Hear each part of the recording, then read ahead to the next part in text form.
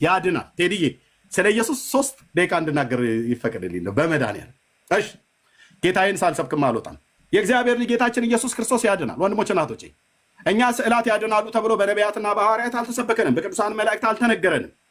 የሁላችን ጌታ የሆነው እግዚአብሔር ልጅ ኢየሱስ ክርስቶስ ከሰማያት ሰማያት የመጣው የሰው ልጅ ወዶ እኛን ከወደቅንበት የኃጢአት ውድቀት ሊያድነን ስለ በደላችን በመስቀል ላይ ሞቶ ቤዛ ሆኖ ሊያድነን የመጣው አዎ ሞተልን፣ አዎ ተቀበረ፣ አዎ እኛን ስለማጽደቅ በሶስተኛው ቀን ከሙታን ተነሳ፣ አዎ መላእክት እያዩት ቅዱሳት ሐዋርያት እያዩት ወደ ቢታንያ አወጣቸው፣ በደብረ ዘይት ተራራ ላይ ወደ ሰማያት በክብር አረገ ኢየሱስ።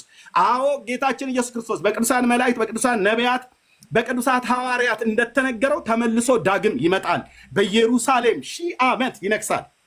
ስለዚህ ጌታችን ይመጣል። በእርሱ የሚያምኑ ሁሉ በስሙ ንስሐና የኃጢአት ይቅርታቸውን እንዲያገኙ ከኢየሩሳሌም ከተማ ጀምሮ እስከ ፀሐይ መውጫው ድረስ ይህ የወንጌል መልእክት ተሰብኳል። ስለዚህ ይህን የወንጌል መልእክትን ብቸኛ በዚች ፕላኔት ላይ ብቸኛ ይህንን የወንጌል መልእክት የጠራውን ወንጌል የምታስተላልፍ እኔ ያለሁባቸው ኢቫንጀሊካል የሚባሉት ወንጌላውያን አማኞች ብቻ ናቸው። የሐዋርያቱን ትምህርት የጠራውን ትምህርት ሂድና እንትን የሚባል ስዕል ያድናል እንትናም ታድናለች ብለን እኛ ጋር አንልም።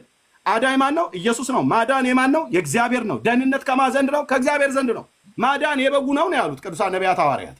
ለሕዝቡ ሁሉ የሚሆን ታላቅ የምስራች እንሰብካችኋለን፣ መድኃኒት ክርስቶስ ጌታ በቤተልሔም በይሁዳ ምድር ተወልዷል ብለው በቅዱሳን መላእክት የተሰበከን በቅዱሳት ሐዋርያት የተሰበከን በቅዱሳን ነቢያት የተተነበየን በሁላችን ጌታ በሆነው በኢየሱስ ክርስቶስ የተነገረንን ቃል ትተው በሰው እጅ የተሳሉ በቀለም ያበዱ ቫርኒሽ የተለቀለቁ የተለያየ ከብር ከእንጨት ከየትኛውም ይስሯቸው የሰው እጅ ስራዎች በነቢዩ በኤርምያስ አፍ እንደተናገረ የሰው እጅ ስራዎች ቀልዶች ናቸው።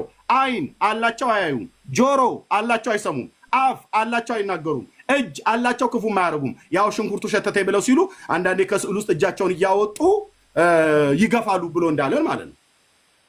ገድለ ክርስቶስ ሰምራ። ስለዚህ ለሰው ልጆች ሁሉ በሙሉ በነገራችሁ በብሉይና በአዲስ ኪዳን ላይ የተጻፈውን የእግዚአብሔርን ቃል አንብቡ። እግዚአብሔር ለሰው ልጆች በደልና ኃጢአት ቤዛ እንዲሆን ልጁን ልኮታል።